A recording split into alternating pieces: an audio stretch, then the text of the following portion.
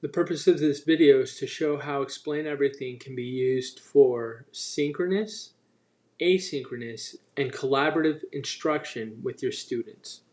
Let's start by looking at synchronous instruction. So in order to use synchronous instruction, essentially what we're doing is we're sharing our screen so that our students can see it at the same time as us. To do that, we need to be able to use a tool like Microsoft Teams or Zoom to share the screen with our students. In order to do that, what I'm going to do is I'm going to click on this Projects button to go back to the main menu. And then when I'm there, I'm going to click on Share. When I do that, I'm going to be able to see my project and I can select Broadcast. And as you can see, I have the ability to choose Microsoft Teams. Since I'm already recording, the Teams icon is already showing up. So that's essentially how you would share. Now, if I was not recording, I would actually be able to select Teams and share my screen with my students. I also want to point out that you have the ability to share your screen on your desktop, on your laptop, by logging in to Explain Everything and then using a tool like Teams to share your screen while you're working in your Explain Everything document. One of the other things you need to think about when using Explain Everything for synchronous instruction is classroom use.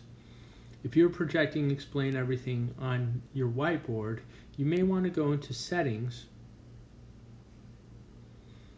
and then select Second Screen.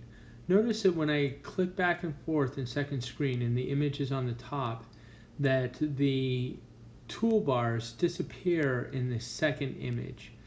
And that means that your students wouldn't see the toolbars when you are sharing.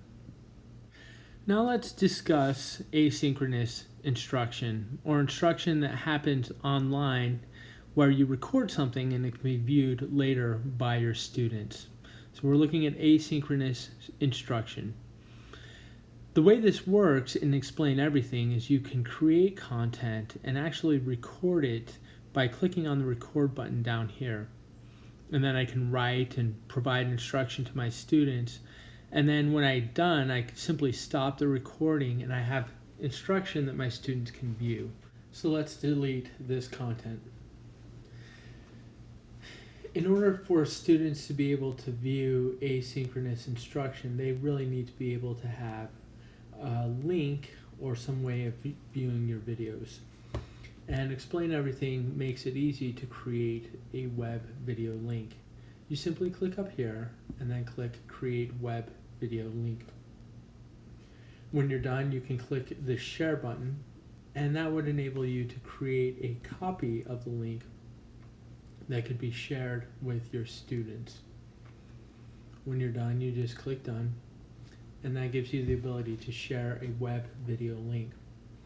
The other thing to keep in mind is that you may want to embed and or use a learning tool integration in like Canvas to make it so that the videos show up directly on a web page or on your learning management system.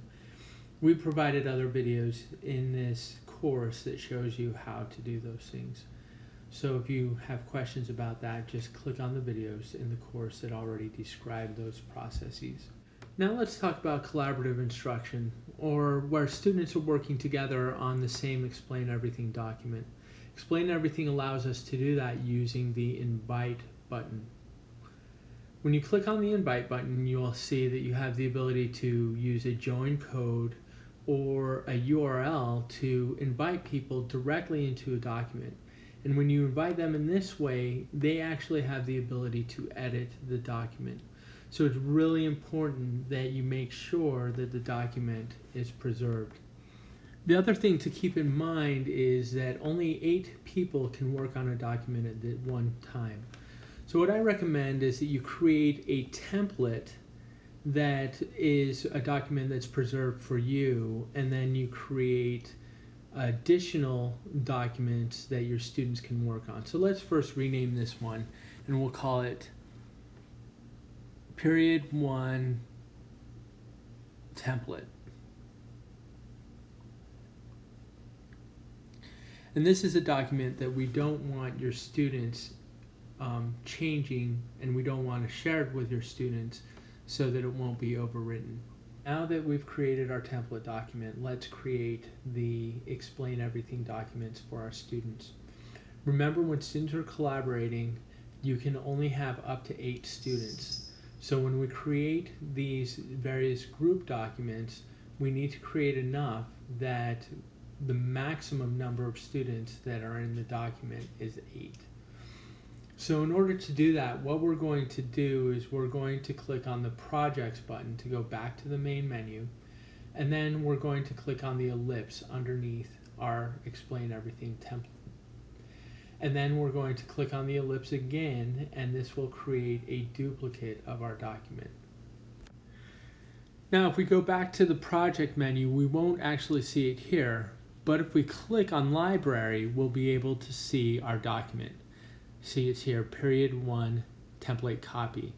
I can edit the document and change the name so that it matches my first group. We'll just call it Group 1. And then when I'm ready, I could then use the invite code to create a URL that my students can use to join the Explain Everything document. And I would just need to create enough group documents that my students would be able to join from my class each of the documents. So I can then duplicate this Group 1 document again and create a Group 2 document. And then I would go in and I would edit that document and change it to Group 2 by clicking on the ellipse and then changing the name here. Once the document is created, I click on Invite to invite students to my document. I can either use the join code or click on this Share to create a copy of the shareable URL by clicking on Copy. Now I can paste that URL into Canvas or Seesaw or Teams or anything else, and students would be able to join the document and be a part of that team. Notice that by enabling join, I've made it so that my name shows up under instructional technology as one of the owners or users of the document. If other people join the document, their name would show up underneath my name, and their actions would be recorded. As they're taking them, you would see an icon indicating that they are the people or the individuals that are writing on the document.